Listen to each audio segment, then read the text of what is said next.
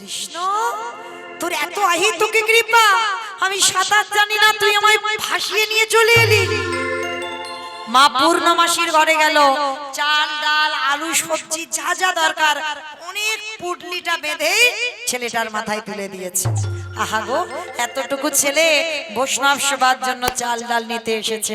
শোন, আর কোথাও যেতে হবে না, সোজা তুই একেবারে বাড়িতে চলে যাবি, কেমন? ভগবান ওদের বাড়িতে বসে বসে ভাবছে, যা এ তো বেটা ঠিক জোগাড় করে নিল, কিন্তু এত তাড়াতাড়ি আমি খাবো না। প্রথমে লোকের কাছে ওর মার খাইয়েছি, এইবার দ্বিতীয়বারে পরীক্ষাটা করবো। তা ভগবান কুর্ম হয়ে জলের তলায় বসে আছে। অমা কুর্ম মানে কি গো? কুমড়ো। কুমড়ো কচ্ছপ। কুর্ম মানে কচ্ছপ। তো ভগবান কচ্ছপ হয়ে জলের তলায় বসে আছে, আর বাচ্চা ছেলে ও তো জানে না। আর কচ্ছপ যারা যারা দেখেছো বাবা, দেখেছো কচ্ছপের পিঠটা একটু পিছল মতো, মানে যদি মাঝখানে পাটা দাও পাটা পিছলে পড়ে যায়। ভগবান কচ্ছপ হয়ে বসে আছে, বাচ্চাটা তো জানে না 5 বছরের ছেলে মানে কতটুকু, যে ছেলেটা সাঁতারই জানে না। নাচতে নাচতে নাচতে নাচতে মনে আনন্দ, বৈষ্ণব সেবা হবে, আর আনন্দে নাচতে নাচতে পর একেবারে কচ্ছপের পিঠের উপরে পা, আর যেই পিঠে পা দিল সঙ্গে সঙ্গে পাটা পিছলে একেবারে জলের মধ্যে, আর যেই জলে পড়ে গেল মাথা থেকে পুটলিটা জলে, আর জলে যেতেই ভগবান ওদেরই বাড়িতে বসে আছে ধ্যানে, সঙ্গে সঙ্গে চাল ডালটাকে খেয়ে নিল। এইবার দেখ কেমন লাগে। ছোট্ট ছেলেটা বলে উঠলেন, মা তোর এত খিদে, তোর এত লোভ, তোর এত লালসা, আমি কত কষ্ট করে মথুরা থেকে বৃন্দাবন গেলাম অতিথি সেবার জন্য চাল ডাল আনবো বলে, আর তোর এত খিদে তুই আমার চাল ডাল গুলোকে খেয়ে নিলি। ঠিক আছে, তোর যখন এত খিদে, এবার আমার জীবনটাকে তোর খেতে হবে, তৈরি হ, আমি আসছি তোর কাছে, দেখবো তোর উদর পূর্ণ হয় কিনা, এইবার আমার জীবনটা তোর খেতে হবে। ভগবান ওদের বাড়িতে বসে বসে ভাবছে, এই রে ছেলেটা যদি মরে যায় আমার তো ভগবান নামে কলঙ্ক রটে যাবে। না না না, ছেলেটাকে মরতে দিলে হবে না, ওকে বাঁচাতে হবে। কিন্তু কি করে বাঁচাই, কি করে বাঁচাই, কি করে বাঁচাই? ওরই বাবাকে ডেকেছে, মনিবা তুমি কেমন বাবা হয়েছো? ছেলেটা যে সেই দুপুরবেলা ভিক্ষায় গেল, সন্ধ্যা গড়িয়ে যাচ্ছে, ছেলেটা আসছে না, তুমি বাবা হয়ে খুঁজবে না? কারণ ভগবান এমনই কায়দা জানে না, যাতে ছেলেটার কাছে বাবা যায় আর ছেলেটা মরতে না পারে। বাবা মনে মনে করছে, তাই তো আমি ছেলেকে বললাম 2-5 ঘর ভিক্ষা করে আনতে, এত তো দেরি হবার কথা নয়, দাঁড়াও দেখি একবার ছেলেটা কোথায় গেছে। ছোট্ট ছেলেটাকে খুঁজতে বেরিয়েছে, বাবা ডাকতে ডাকতে যাচ্ছে, এই খোকা, খোকা রে, কোথায় গেল বলো তো ছেলেটা? দেখতে পাচ্ছি না, সাঁতার জানে না, জলে টলে কি ডুবে ডুবে গেল? বাবার ভয় হচ্ছে, আর চিন্তা করতে করতে যেই না যমুনার ঘাটে গেছে, গিয়ে দেখে না মা ছেলেটা ওই গলা পর্যন্ত জলে নেমে গেছে। বাবা পিছন থেকে গিয়ে ডাক দিয়েছে, এই বন্ধু শীঘ্রই ওঠ, সর্বনাশ তুই জলে নেমেছিস কেন? তুই তো সাঁতার জানিস না। বাবা কি জানে যে এত কারখানা হয়ে গেল? তুই জলে নেমে আগে ওঠ বলছি, সাঁতার জানিস না, আগে শীঘ্রই ওঠ। যেই না বাবা ডাকলো, ছেলেটার মরা হলো। কারণ বাবা মৃত্যুটা খুব কঠিন, মরি বললে মরা যাবে না। কি মা যাবে? মরি বললে মরতে পারবো কেউ? বিষ খেলে হয়ে যাবে। বিষ খেলে না কি হবে? ওমা বিষ খেলে মরা যাবে? ঘাস মারা বিষ। ধ্যাৎ, ঘাস মারা বিষ খেলে এখনো বেঁচে আছে, নিজে চোখে দেখা। জ্বালানি বিষ। ও মা জ্বালানি নাকি খেতে হবে? ও খেলেও বেঁচে যাবে, মৃত্যু যদি না থাকে। খাচ্ছ নাকি? না, ওটা কালকে খাবে, কালকে। আমি ভাবলাম ওটা খাচ্ছে। তো মায়েরা যে যেভাবেই চেষ্টা করো না কেন, মৃত্যু যদি তোমার অদৃষ্টে থাকে তবে তোমার মৃত্যু হবে। আর না হলে বাবা একবার বিষ খেয়ে যে হাসপাতালে যাবে, দ্বিতীয়বার আর খাবার নাম করবে না। দেখেছি তো, আর খাবে বলবে না একবার।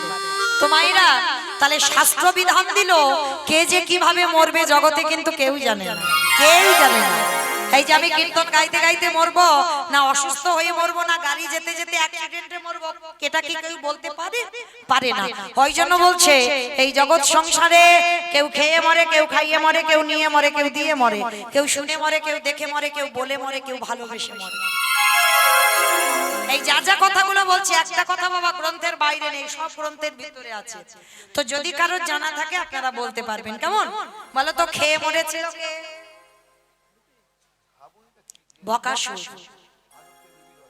বকাসুর খেয়ে মরেছিল। কৃষ্ণ কষ্টে গেল আর বকাসুর কৃষ্ণকে মারতে গিয়ে এমন করে গিলে খেতে গেল, বকাসুর হরি বল হলো।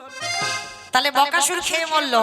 পরেরটা সবাই পারবে, তবে যারা কীর্তন শোনো, অভিজ্ঞতা যাদের আছে একটু ভাবতে হবে। খাইয়ে মরেছিল কে? পুতনা। বেশ মামা একটু জোরে বলবে, আমি কানে একটু আবার কম শুনি, একটু জোরে বলবে। কেমন? পুতনা। স্তনে বিষ মাখালো, 6 দিনের ছেলে কৃষ্ণ এমন করে টান দিল একেবারে পুতনা হরি বল হলো। তাহলে খেয়ে মরলো, খাইয়ে মরলো, নিয়ে মরেছিল কে? আমি অপশন দেব, আপনারা খুঁজে বের করবেন। রামায়ণ। বলো বলো।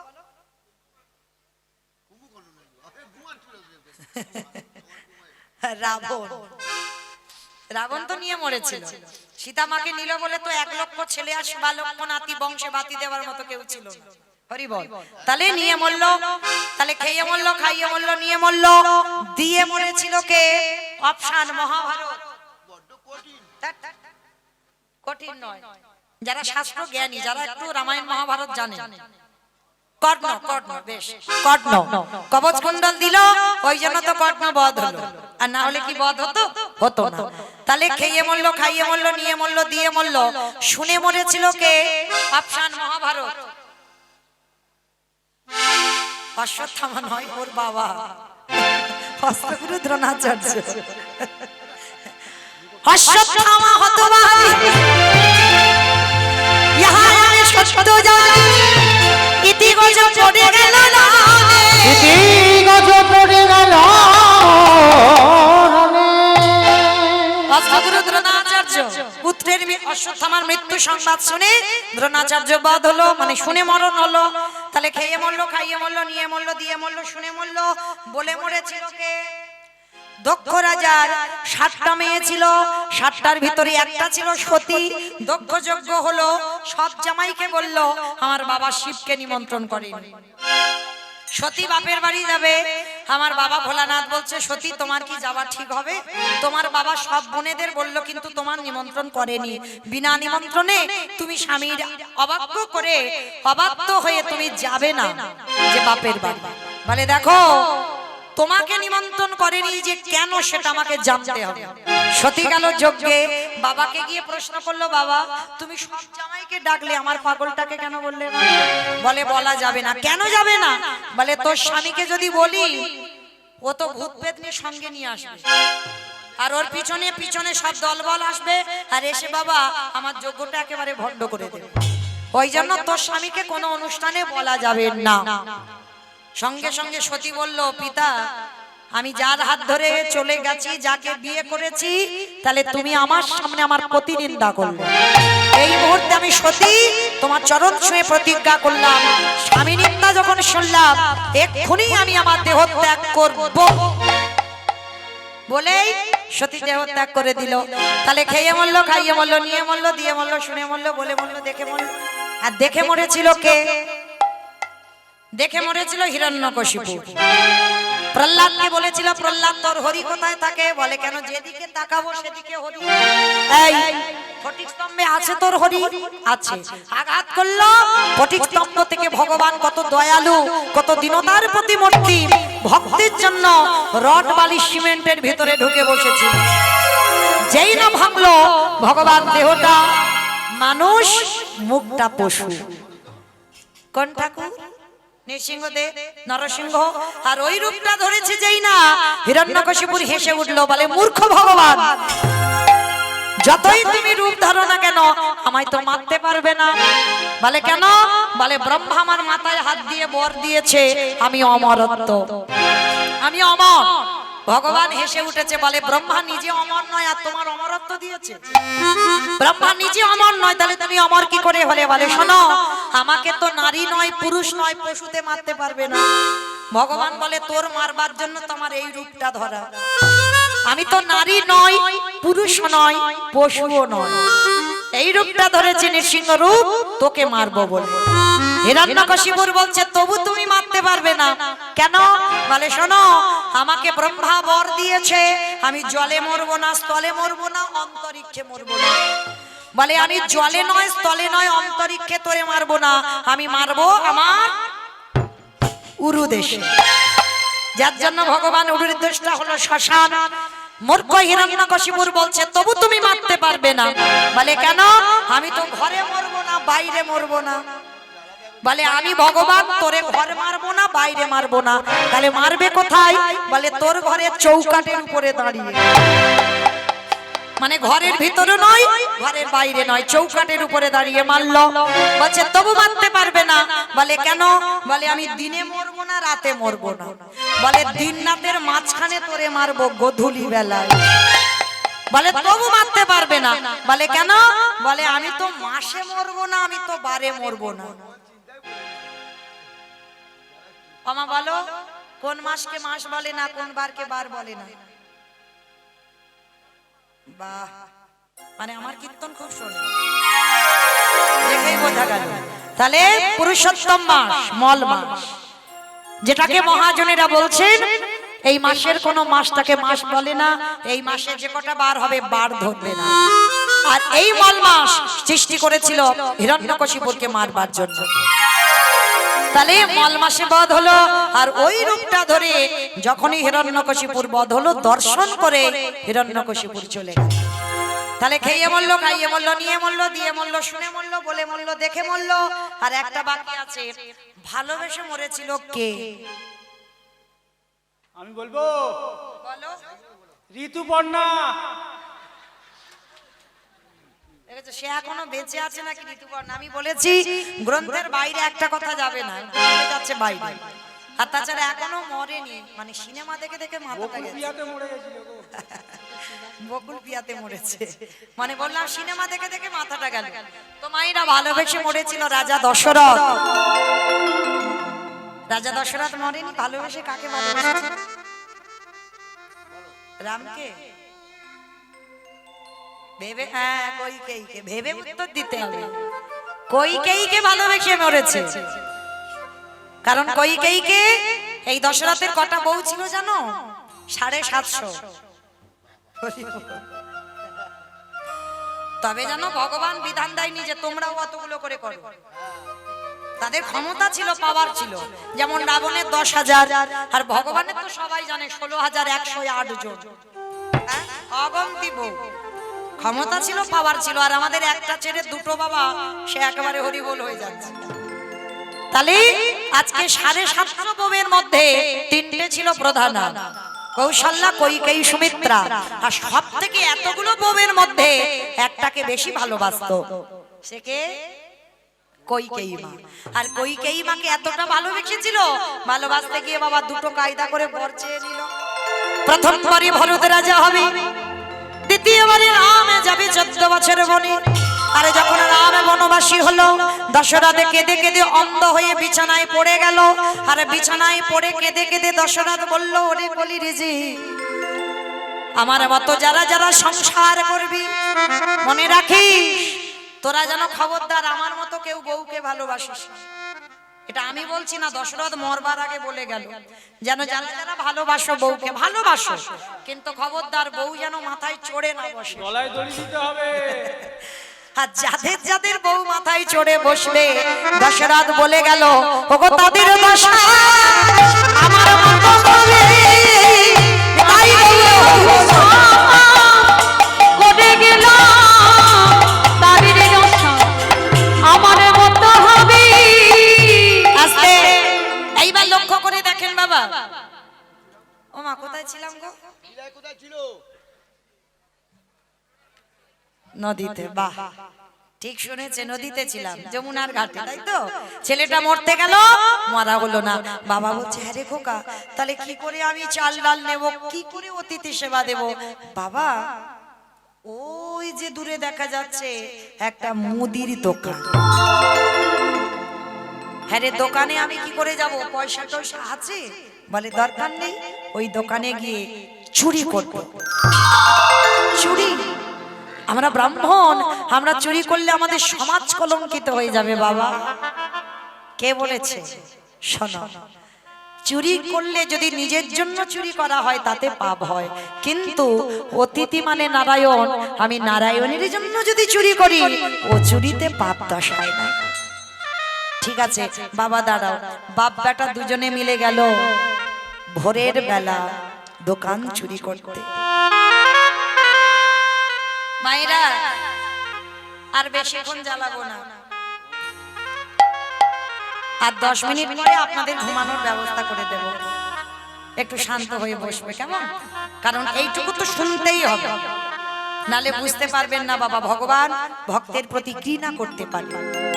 তো আজকে যেই না বাবা ওই মুদি দোকানে গর্ত করে বাবা ছেলে দুজনে, বাবা বাইরে দাঁড়িয়ে আছে, ছেলেটা দোকানের ভিতরে প্রবেশ করেছে।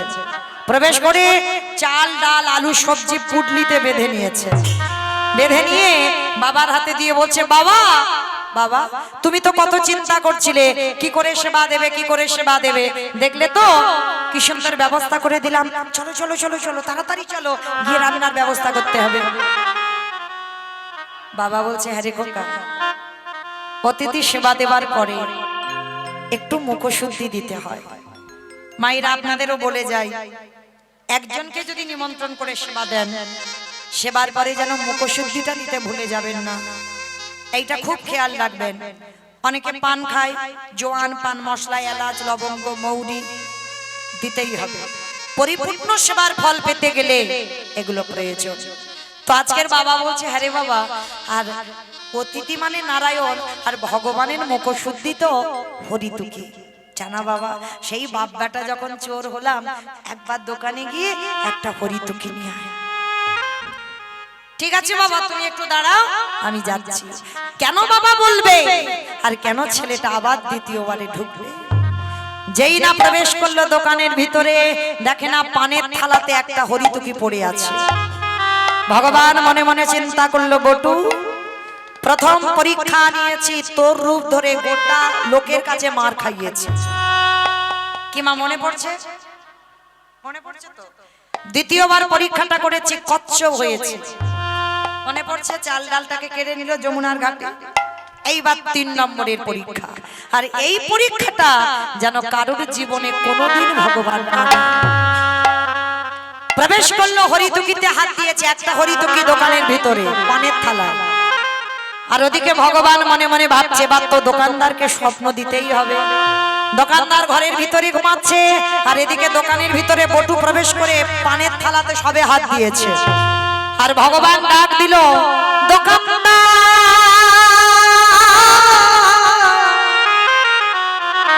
তুমি অমন করে কালে নিদ্রায় ঘুমায়ো না, তুমি চেয়ে দেখো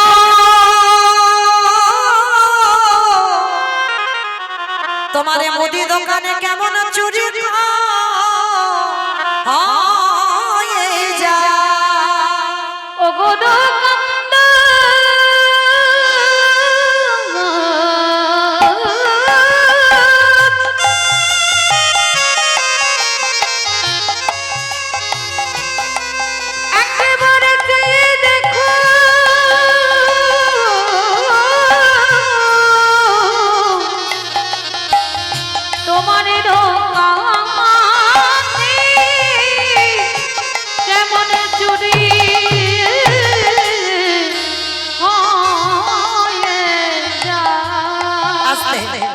যেই না বাবা দোকানদারকে স্বপ্ন দিয়েছে, দোকানদারের ঘুম ভেঙে গেছে, ভোরের স্বপ্ন সত্যি হয়।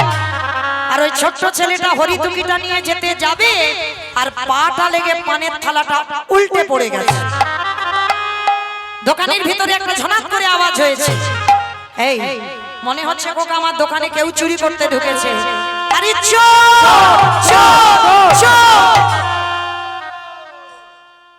চোর বলতে বলতে দোকানদার দোকানে আসছে, আর কান্না প্রাণের ভয় হয়।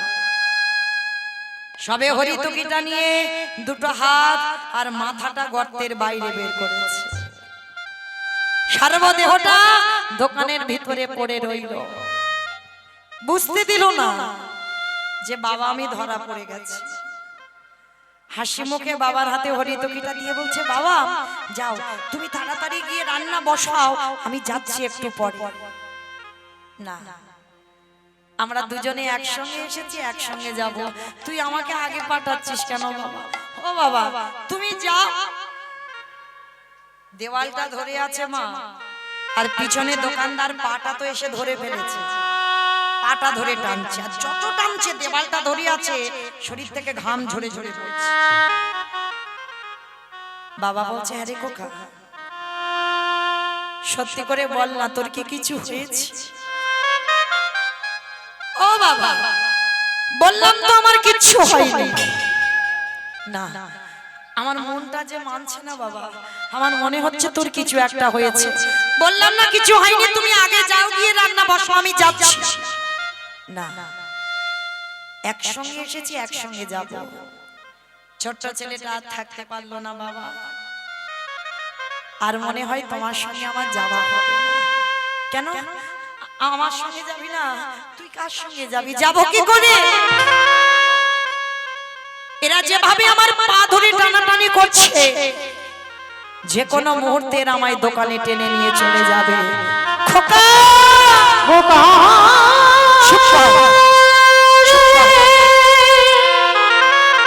একবারও বলিস না কথা। তুই এমন করে বলিস না, আমি যে বাবা হয়ে শহীদে পারব না। ওরে এই জগৎ সংসারে আমি জানতাম এটাই হবে। আমি জানতাম চুরি করতে গেলে তুই ধরা পড়ে যাবি, সকাল হলে আমাকে বলবে আমি চোরের বাবা। এর থেকে যদি আমার মৃত্যু হয়ে যেত, আমার এতটুকু দুঃখ কষ্ট হতো না বাবা। একটা কথা বলবো, কাল সকালে যাতে কেউ বুঝতে না পারে আমি চোর, তুমি আমার বাবা, তার বিনিময়ে একটা কাজ করবে বাবা।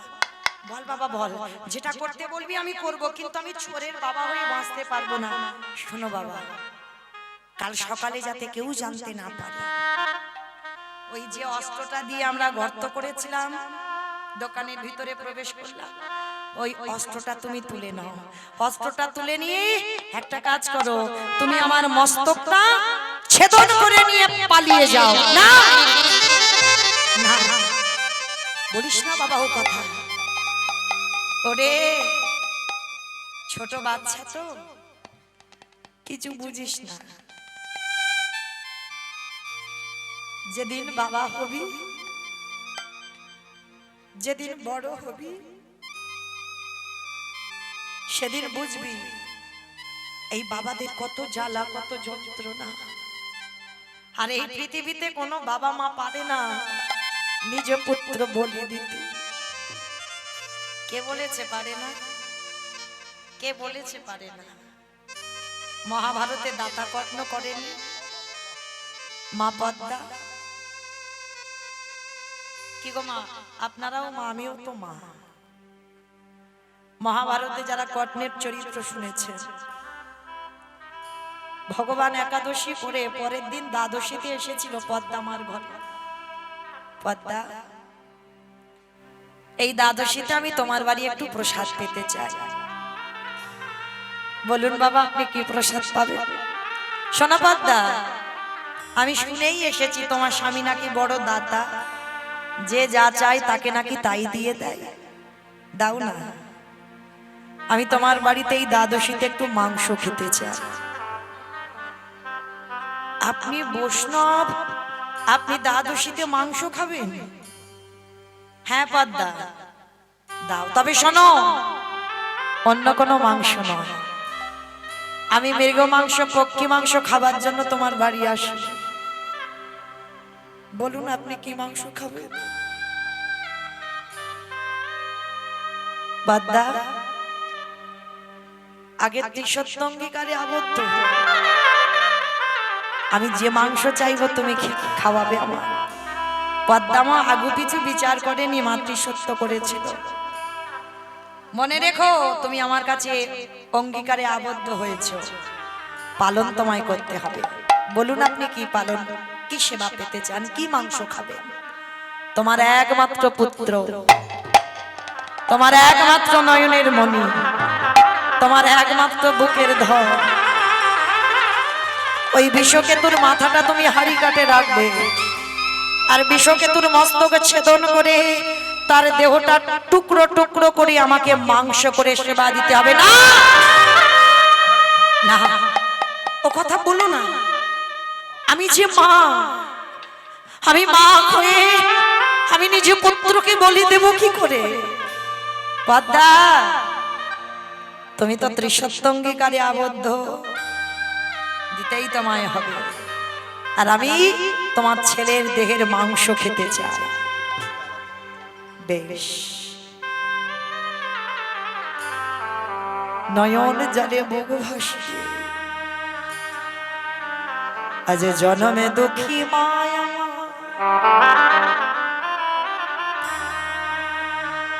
ওই বিশ্বকে তো যেখানে হরি নামের খেলা খেলে, মা গিয়ে সেখানে দাঁড়িয়েছে। ছোট্ট ছেলে তো, সন্তান কাকে বলে দেখে, ছুটে এসেছে। মা গো,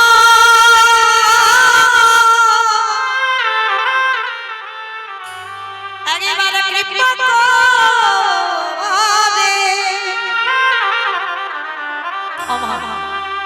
তুমি কি আমার জন্য কষ্ট পাচ্ছ, আমার জন্য কাঁদছো? ও মামা, তোমার চোখে জল কেন মা? ছেলেটা নিজের উত্তরীয়টা দিয়ে মার চোখের জল মুছিয়ে দিয়েছে। এই হলো সুযোগ্য সন্তান, যে মায়ের দুঃখে দুঃখী হবে, যে বাবার দুঃখে দুঃখী হবে। মা কষ্ট পেলে সন্তান কষ্ট পাবে, বাবা কষ্ট পেলে সন্তান কষ্ট পাবে। মা ছেলেটাকে ধরে বলছে, না বাবা, তোর জন্য আমি কাঁদছি না। তাহলে কাঁদছো কেন? খোকারে, আমার দুয়ারে চারজন বৈষ্ণব এসেছে। বৈষ্ণব? কিন্তু মা, তুমি তো বৈষ্ণব সেবা দিতে গিয়ে কোনোদিন ভেঙে পড়ো না, তুমি তো কাঁদো না, আজকে কেন কাঁদছো মা? জানিস বাবা, বৈষ্ণব মাংস খেতে চেয়েছে, খাইয়ে দাও। আমাদের ঘরে তো মৃগ মাংস, পক্ষী মাংস কিছু অভাব নেই, খাইয়ে দাও।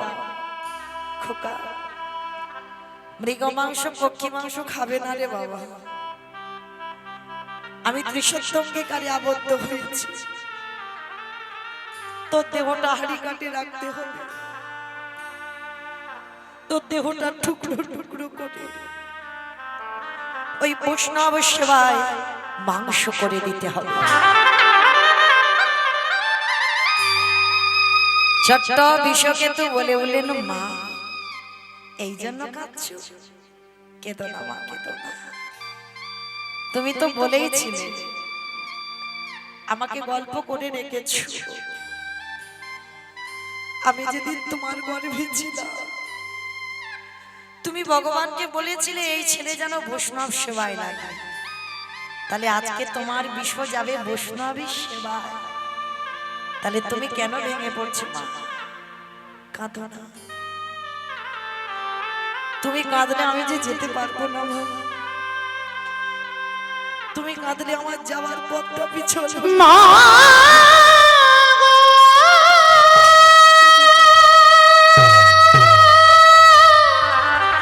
একটু শান্ত হও মা। তুমি মনে করে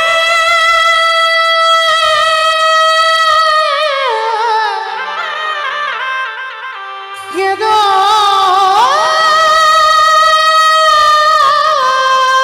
না। তোমার চোখের জলে আমার যাওয়ার পথ আমি পিছল। যে সহিতে কেঁদো না। পারব না।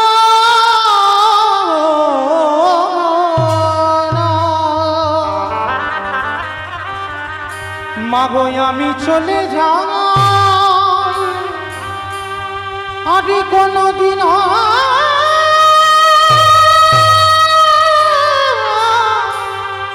ফিরে আসব না। ভক্ত আমার বাবা মা রইল রে, দেখিস আমার মা বড় জনম দুঃখী, আমার মাকে তোরা মা বলে একটু ডাকিস। আসি ভক্ত। আমার জীবন নদী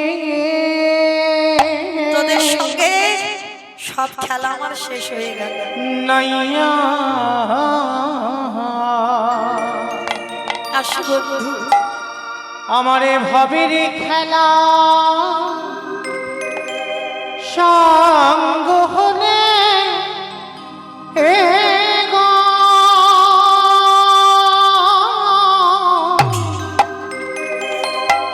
দিও পারে করিয়া আমার জীবন নদীরে নাইয়া। আমার জীবন নদী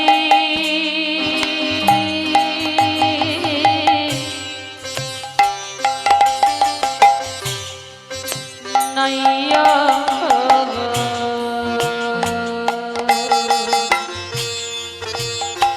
আসি মা, বিদায় দাও। আমার ভবের খেলা সঙ্গ হলে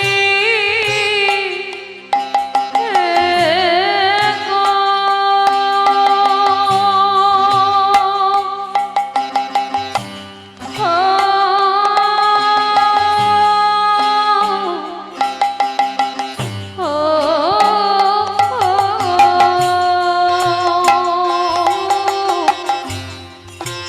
দিও মনে করিয়া আমার জীবন নদী নাইয়া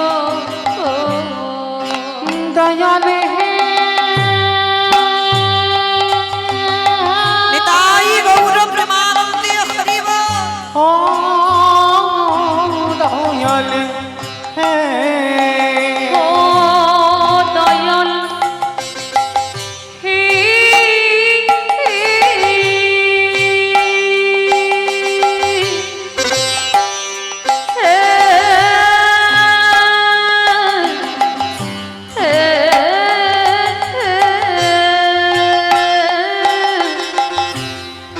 ওরে ও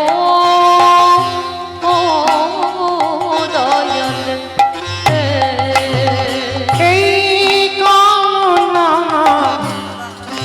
বাসনা ঘটে বেঁধেছিলাম বাসা। এই কামনা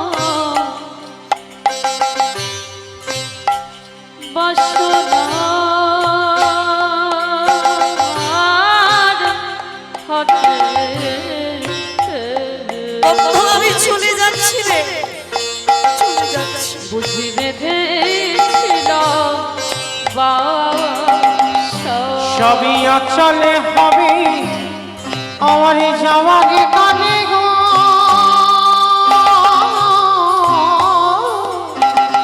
একেবারে দেখি নাই ভাবিয়া আমার জীবন নদীর নাইয়া। নিতাই গৌর প্রেমানন্দে হরি বল, হরি বল, হরি বল। নাইয়া বন্ধু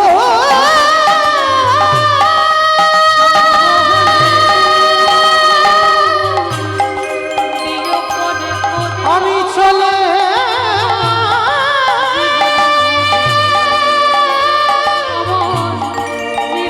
চলে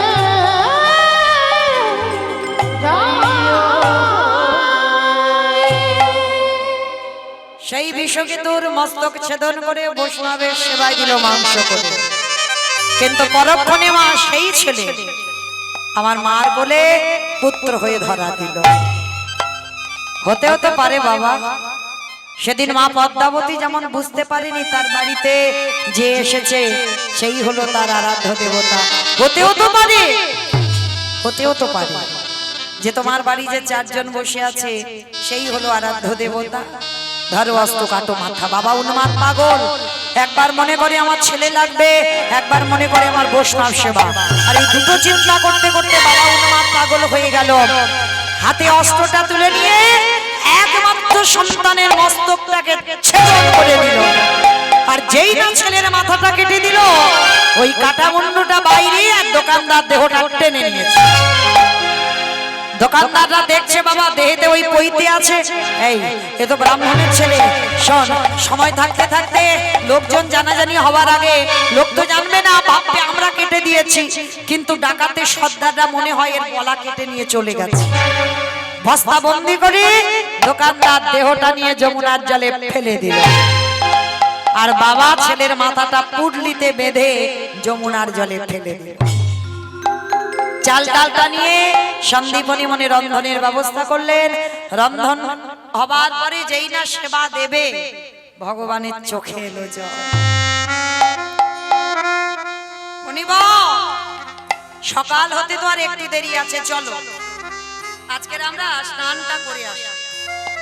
যেই না বাবা স্নান করবার কথা বলা, ভোর হতে তো একটু দেরি আছে, চলো স্নানটা করে আসি। আর যেই না গেছে, আর যেখানে গেছে গিয়ে দেখছে ছেলের কাটা দেহ আর ওই মাথাটা ভাসছে। কোন বাবা কি দেখতে পারে?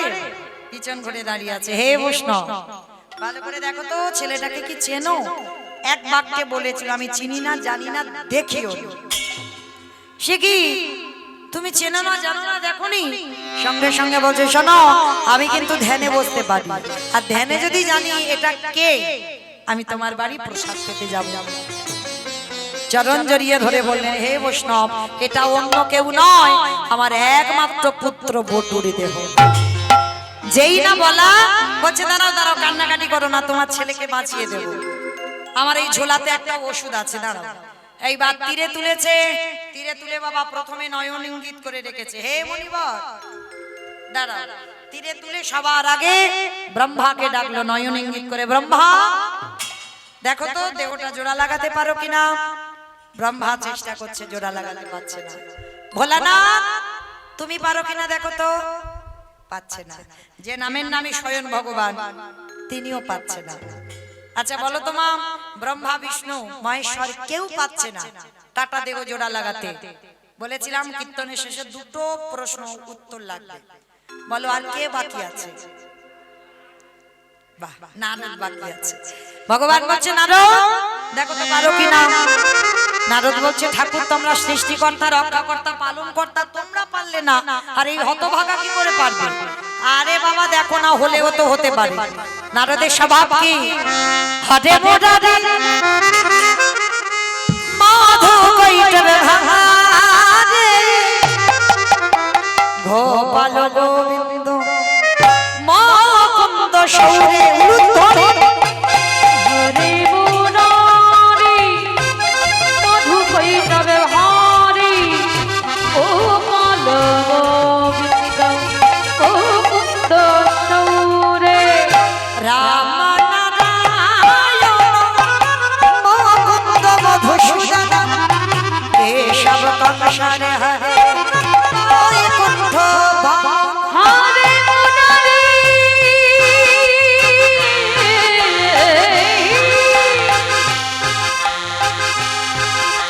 হরে মুরারি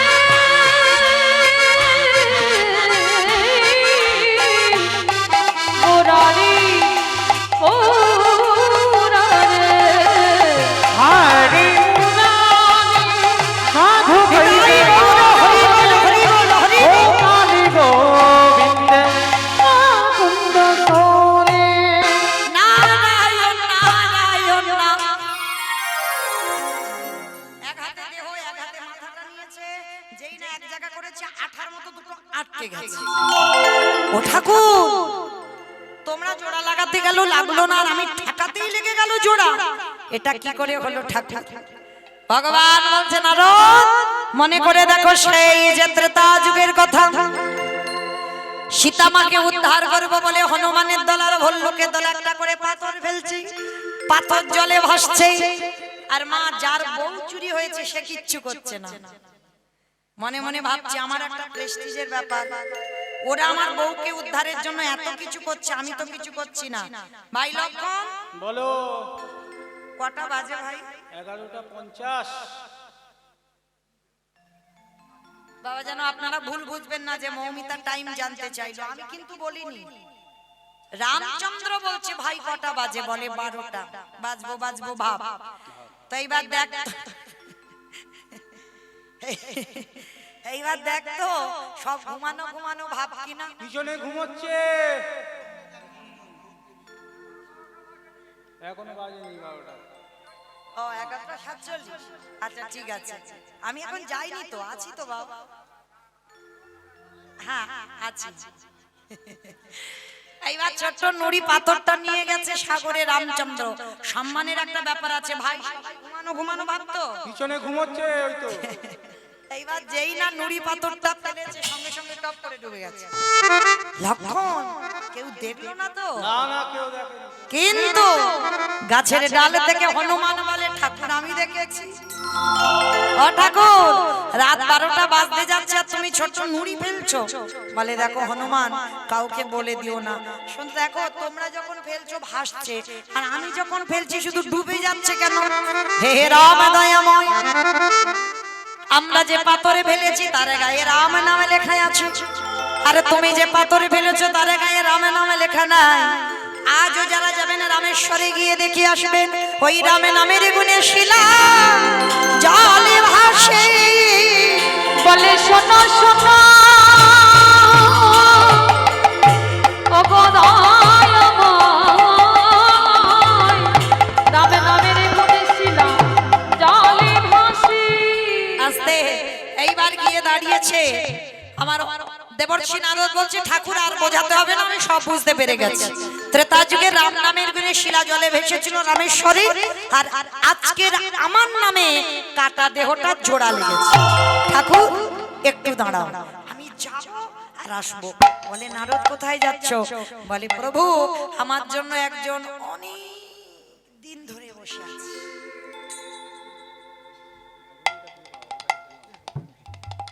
আমা এবার বলো, আর একটা উত্তর দিলেই ছুটি।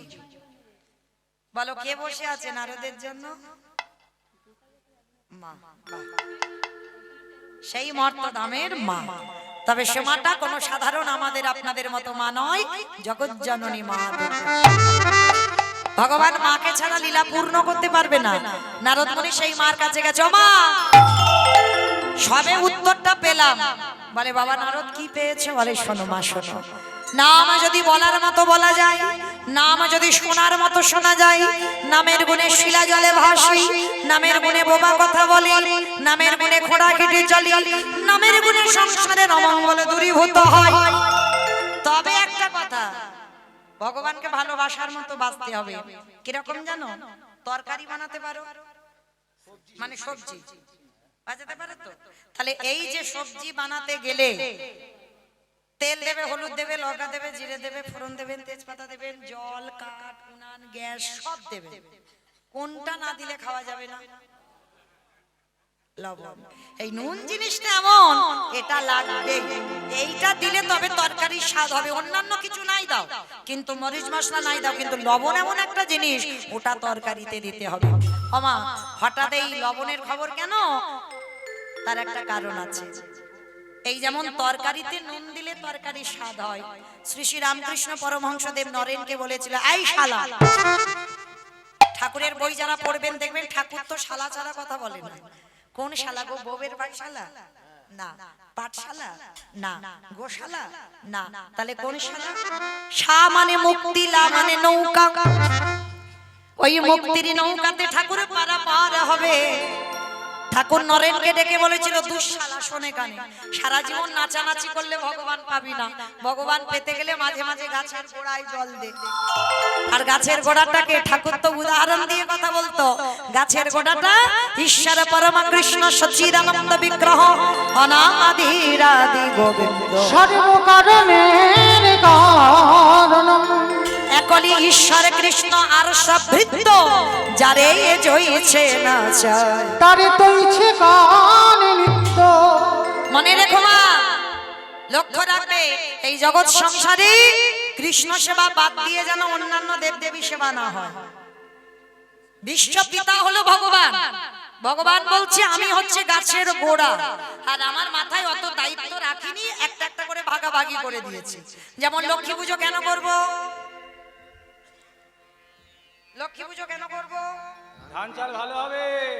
ধান চাল ভালো হবে, বেশ। আচ্ছা, সরস্বতী পুজো কেন করব?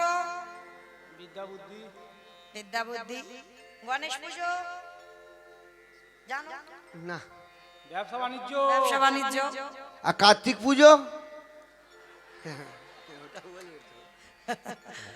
ওর মাথায় ওইটাই হাইপার গেলে, কার্তিক পূজা।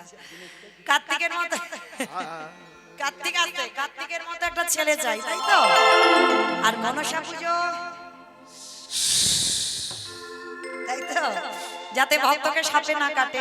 কিন্তু যাই পূজা করো না কেন, প্রথমে বসলেই বাবা আমার ভগবান বিষ্ণুকে আরাধনা আগে করতে হবে। বিষ্ণু বাদ দিয়ে সেবা পূজা হবে না। হ্যাঁ, তুমি আচমন করতে যাবে, সেও ভগবানকে ডাকতে হবে। কেন? লক্ষ্মী পুজো করলে তাহলে আচমনের সময় তো লক্ষ্মী লক্ষ্মী বলতে পারবে, কিন্তু সেই বিষ্ণু স্মরণ করতে হবে তোমার। তাহলে কালী পুজো বলতে দাদু বলতে।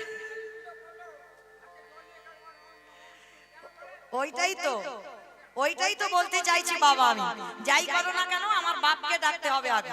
হ্যাঁ, যেমন আরো একটা পরিষ্কার বোঝাই, হয়তো ছেলে বউ নাতিপুতি সব এক সংসারে আছে। আচ্ছা বলো তো, নিমন্ত্রণ পত্র যদি কোথা থেকে আসে, কার নামে পত্র আসবে? বৌমার নামে। বাবা নাকি বৌমার নামে আসে? হ্যাঁ, এখন বৌমার নামে আসে। ঠিক ঠিক, এখন বৌমার নামে আসতে হবে, না হলে ব্যবস্থা হয়ে যাবে।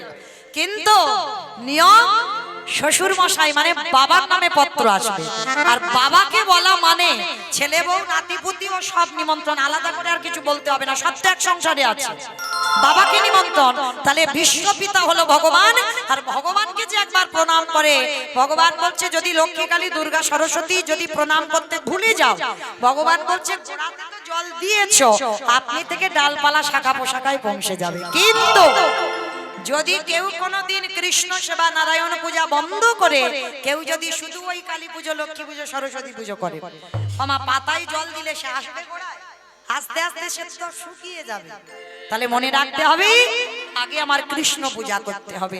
কিন্তু তরকারির খবর এখন পেলাম না, তাই তো? তরকারির খবরটা তো জানতে হবে। তরকারিতে নুন দিলে তবে যেমন তরকারির স্বাদ হয়, চোখের জল দেখবেন একটু নোনা ভাব। কীর্তন গাইলে হবে না, কীর্তন শুনলে হবে না, ভগবানকে ভক্তি সহকারে ডাকলে হবে না। তরকারিতে লবণ দিলে যেমন তরকারির স্বাদ হয়, এই লবণ রূপী চোখের জল কোনদিন কীর্তন শুনতে শুনতে গাইতে গাইতে তার ভজন করতে করতে যদি ওই লবণ রূপী চোখের জল তার চরণে দিতে পেরেছো, সেদিন থেকে তুমি জেনে যাবে তোমার নরজন্ম ধন্য হলো। যেদিন তাই গৌরবী কাঁদিতে পারবে তোমার নরজন ধন্য হলো।